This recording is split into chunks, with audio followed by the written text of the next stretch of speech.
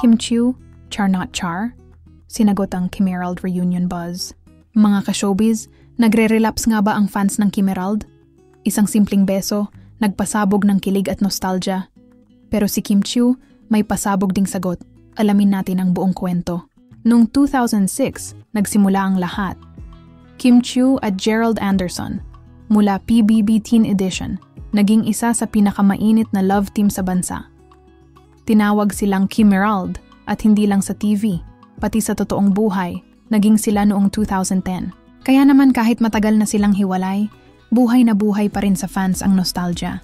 November 23, 2025, Star Magical Christmas Event. Pareho silang binigyan ng Loyalty Award dahil 20 years na sila sa Star Magic. After the ceremony, nagbeso ang dalawa.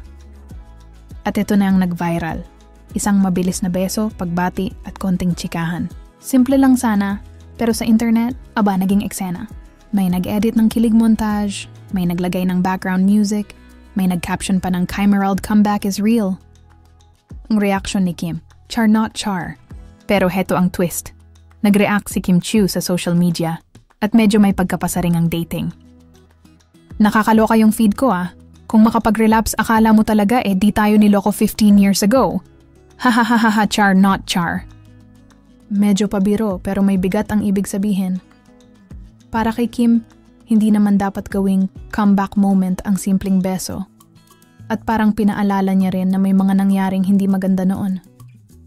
Kaya obvious. Ayaw niyang palakihin ang simpleng interaction.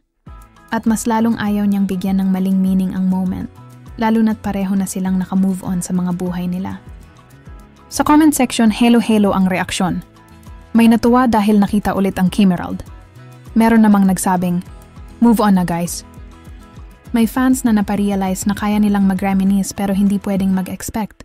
Dahil sabi nga nila, iba ang nostalgia sa reality. At para sa iba, natawa sila sa honesty ni Kim, diretsahang sinabi, pero may halong humor.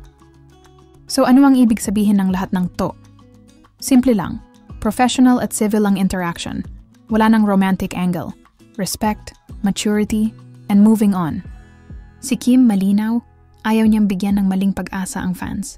Si Gerald, respectful sa pagbate. At ang beso, chika moment lang, nothing more. Kayo ba mga ka-showbiz? Team nostalgia pa rin ba kayo? Gusto nyo ba ng Kim Emerald reunion project kahit on-screen lang? O tama bang i-let go na talaga? Comment your thoughts, i-like ang video, mag-subscribe, at i-hit ang notification bell para lagi kang updated sa hottest showbiz stories. Kita-kits sa next chika.